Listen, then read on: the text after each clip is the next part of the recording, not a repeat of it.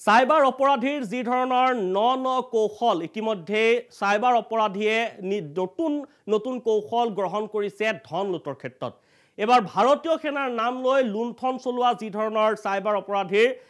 ইতিমধ্যে পুনৰবাৰ পোহৰলৈ আহিছে এবাৰ সাইবাৰ অপৰাধীৰ জালত পৰিল গুৱাহাটী বিশ্ববিদ্যালয়ৰ অধ্যাপক অখিল ৰঞ্জন দত্তৰ পৰা হৰকালে ৩৫,০০০ টকা এটা কিউআৰ কোড স্কেন কৰিবলৈ দিছিল প্ৰবঞ্চকে আৰু ঘৰ ভাড়াৰ নামত এনেধৰণে প্ৰবঞ্চনা কৰিলে ইণ্ডিয়ান আৰ্মিৰ পৰিচয় দি ৩৫,০০০ টকা তেওঁৰ একাউণ্টৰ পৰা লুটি লৈ যায় সমান্তৰালকৈ সাংবাদিক তথা উদ্যোগী মনোৰম গগৈৰ পৰাও ইতিমধ্যে ১০,০০০ টকা লুটি নিছে তেওঁৰ যি থলুৱা নামৰ যি ৰেষ্টুৰেণ্ট তেওঁৰ তাৰ পৰা ইতিমধ্যে দেখিবলৈ পোৱা গৈ থলগিৰি নামৰ যি ৰেষ্টুৰেণ্টৰ খাদ্য অৰ্ডাৰ দিয়াৰ নামত তেওঁৰ পৰা ইতিমধ্যে লুটি লৈ গৈছে ১০,০০০ টকা আৰু এয়া ইতিমধ্যে ইণ্ডিয়ান আৰ্মিৰ নাম লৈ এনেধৰণে প্ৰবঞ্চনাৰ জাল পেলাইছে এয়া নতুন কথা নহয় ইয়াৰ পূৰ্বতেও এনেধৰণৰ ঘটনা সংঘটিত হৈ আহিছে কিন্তু সাইবাৰ অপৰাধীয়ে ন কৌশল অৱলম্বন কৰে যি ধৰণৰ বাৰ্তালাপ কৰে তেওঁ ইণ্ডিয়ান আৰ্মিৰ অফিচাৰ বুলি কয় আৰু বিশ্বাস কৰিবলৈ বাধ্য হয় এটা কিউআৰ কোড প্ৰেৰণ কৰে তাত স্কেন কৰিবলৈ দিয়ে তাৰ পাছতেই আপোনাৰ একাউণ্টৰ পৰা ধন হৰলুকি হৈ যায় আৰু এই ঘটনা সংঘটিত হৈ আহিছে গতিকে সকলো সজাগ হ'ব হ'ল যেহেতু ইতিমধ্যে ইণ্ডিয়ান আৰ্মিৰ নাম লৈ এনেধৰণৰ লুণ্ঠন আৰম্ভ কৰিছে আৰু তেওঁলোকে বস্তু বিক্ৰী কৰাৰ নামতো এনেধৰণৰ লুণ্ঠন চলোৱা দেখিবলৈ পোৱা যায় আৰু এই ঘটনা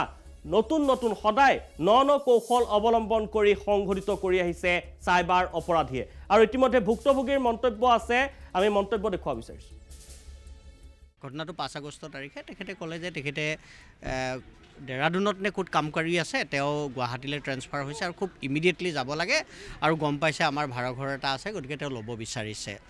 এটা কথা বতৰা হ'ল দীঘলীয়া কেইবাবাৰো আমি কথা বতৰা পাতিছোঁ এবাৰ নহয় তাৰপিছত তেওঁ কিছু আই কাৰ্ড পঠালে আই কাৰ্ডবিলাক আমি চেক কৰিলোঁ তেওঁ পেন কাৰ্ড আধাৰ কাৰ্ড গোটেইবিলাক চেক কৰিছোঁ তাৰপাছত তেওঁ পৰিয়াল সম্পৰ্কে সুধিলোঁ তেওঁ আমাৰ ঘৰটোৰ মানে ফটো বিচাৰিলে আমি এটা সৰু ভিডিঅ' ক্লিপ কৰি পঠালোঁ ক'লে যে মোৰ পৰিয়ালত দেখাব লাগিব তাৰপিছত তেওঁ তাৰপিছত ইমিডিয়েটলি ফোন কৰি ক'লে যে মোৰ পৰিয়ালৰ কোনো আপত্তি নাই গতিকে ঘৰটো ল'ব বিচাৰিছোঁ টাৰ্মছ এণ্ড কণ্ডিশ্যন কি তেতিয়া আমি ক'লোঁ আমাৰ 2 মাহৰ ছিকিউৰিটি লাগে কাৰণ আপোনাক ঘৰটো ৰেডি কৰি দিব লাগিব ভাড়া কিমান সুধিলে এইবিলাক ক'লোঁ